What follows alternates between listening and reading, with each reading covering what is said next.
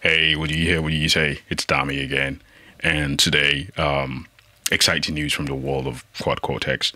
And if you've been around the guitar YouTube community, you've definitely seen an overview. You've seen amazing reviews and all the glory and all the good talks about this new piece of device. And I just want to take a different look at this. I don't have the actual unit here, but just going over what it does and how it does it from someone that's coming from the Line 6 Helix ecosystem and the Tonex ecosystem. I just want to kind of have kind of a brief overview of what this entails, how it can fit into your current user workflow.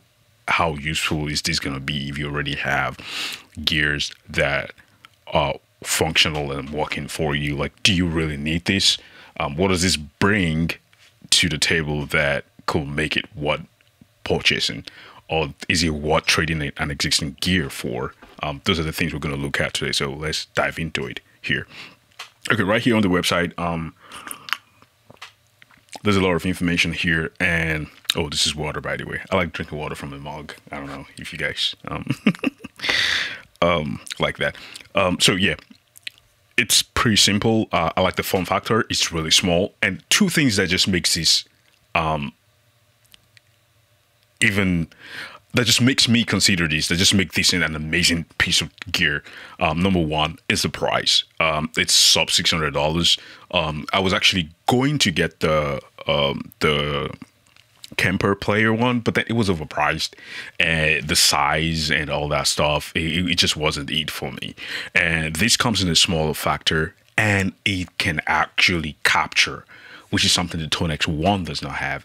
So this will be highly comparable with the Tonex One, the Tonex Ones of this world, and the Tonex itself, the original Tonex. This is a good competition for that.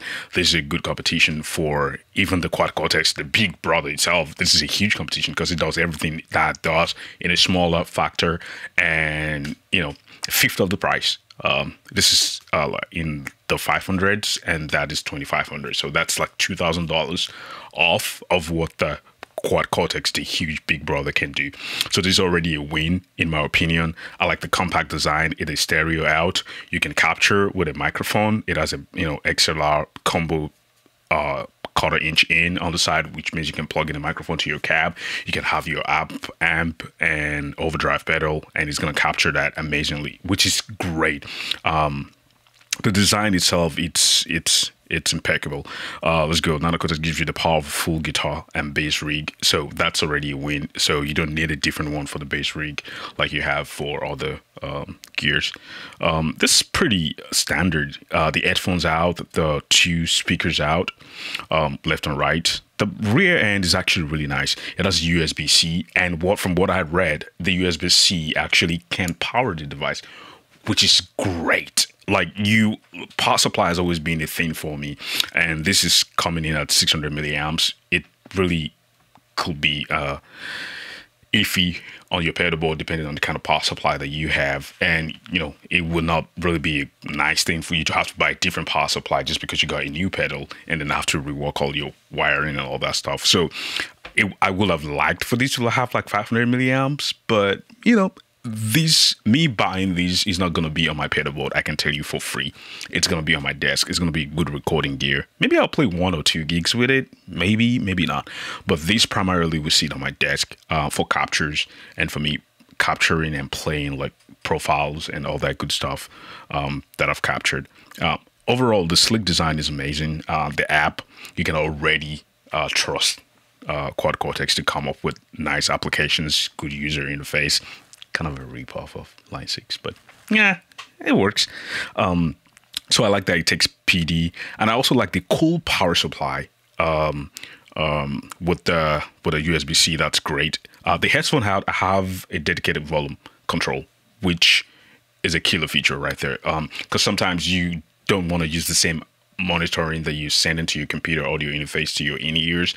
For example, I switch between in-ears and headphones, and the impedance might be different, so I might just need to adjust the volume a little bit. It could be a really painful to have that same outputs going out into your headphones, and it's just simpler and easier for you to have that simple workflow of your audio going to your headphone, have its separate control. So if it's too hot in your ear, you can just turn that down a little bit and still have that hot signal going to your audio interface or front of house or wherever you're going to. So this is always good. And sometimes I find myself wanting to record my guitar tracks separately at performances. So having that dedicated headphone out, I can actually send that to an external recorder and then do a mix after my performance and then plug my guitar in and all that good. So that just makes life way freaking easy. I do that with my ATEX stomp as well. I separate my line out from my headphone, so I can capture my guitar when I'm recording like live gigs or in a concert or anything like that. So this is a good feature. So let's just go over the key features here. Complete guitar and bass rig, which is cool. So you can switch between your captures and all that good stuff.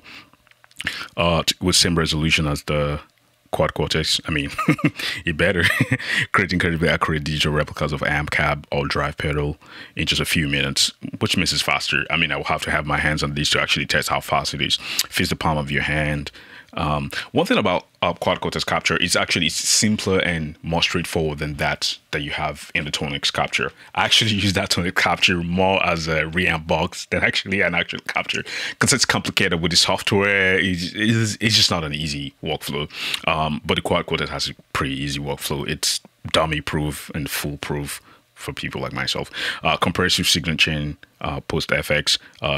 That means like they already have like the blocks. Remember how Boss has their own design, and then they have like places where you can put your effects. So the chain is already pre-designed.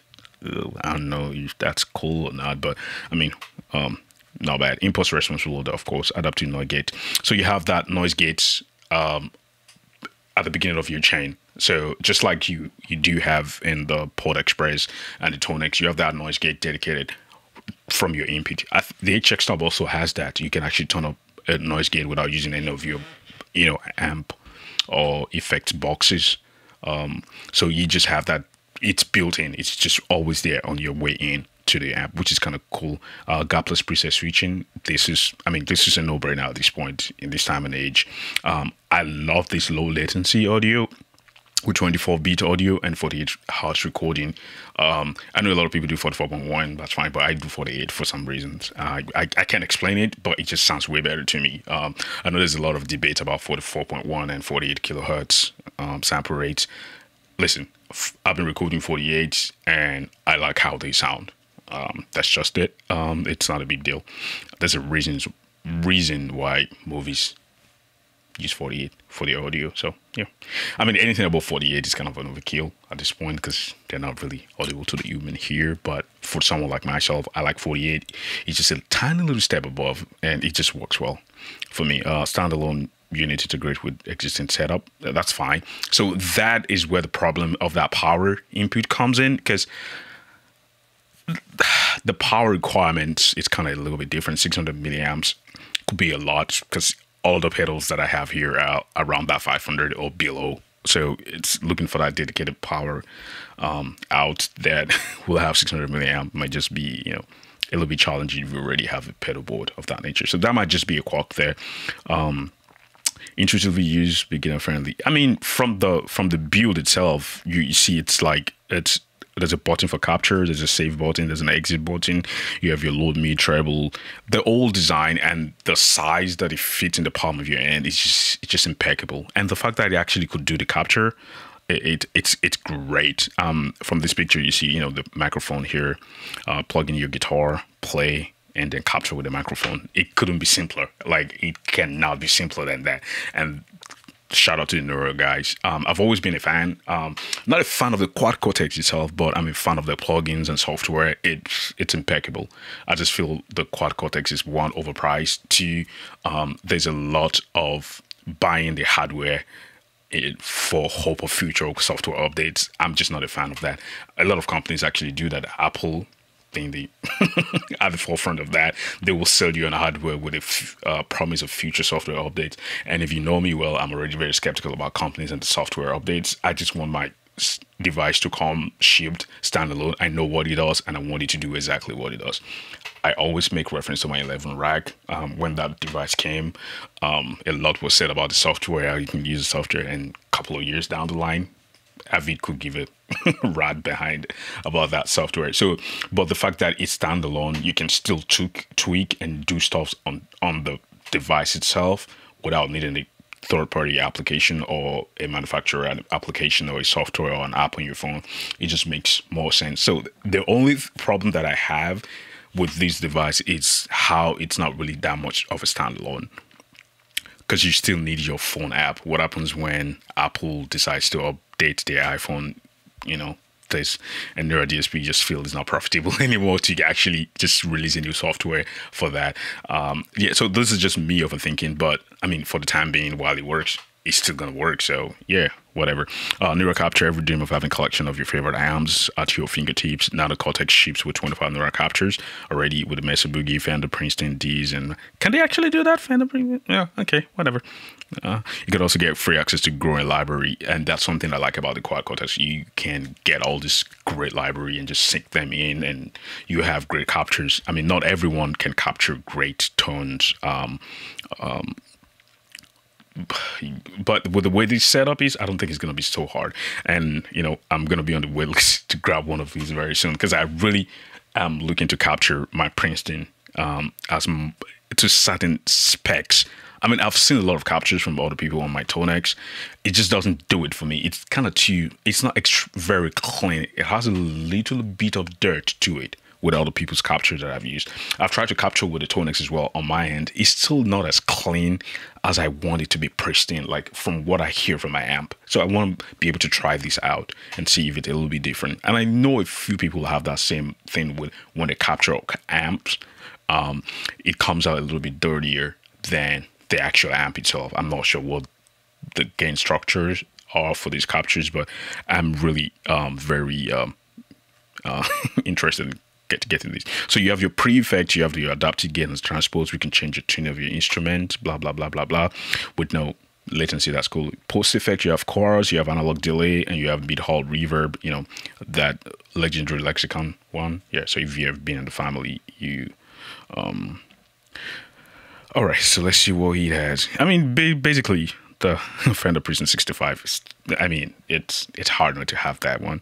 You have the Mesa Boogie, you have the Brits Marshall Silver Jubilee. That's a good capture, by the way. Oh, you have some Ampeg classic. I definitely would use this for some bass recordings. Guitar caps, you have the Celention Alnico Blue Driver. Okay. Princeton Twin Reverb Jensen. Oh yeah, that should do some clean stuff. And adaptive gates, pitch, transpose, modulation post, boss DCW to, oh okay, delay post, analog delay. I think they built all these things in house. This is pretty good. So far I like what this does. Yes, this was what I was saying about the headphone having its own dedicated knob. That's already a win for me. 600 milliamp for power input is kind of weird, but the USB-C connects to your computer for studio quality audio recording. Can also power via USB-C compliant power source, which is I love that already. So you can have USB-C powering your device with no problem whatsoever. That is amazing. And you have your output capture out and output out, and your guitar input. You got your ground lift. Can press that button for that, and then dedicated knob, that's number 6, and then your input capture and your boost. You also have a boost button here to add like 26 decibel of gain to your sound. Overall, this is great. It's a good buy for me. I'm actually thinking of trading out one of my HX Stomp to replace this. I do have a dedicated HX Stomp pedal board, and I have another bigger pedal board with HX Stomp at the center of it. So I might trade one of the HX Stomps here and replace that with this, just because why not?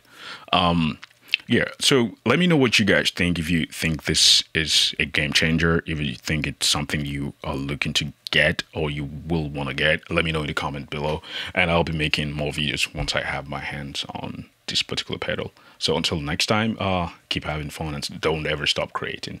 I'll see you in the next video. Peace out.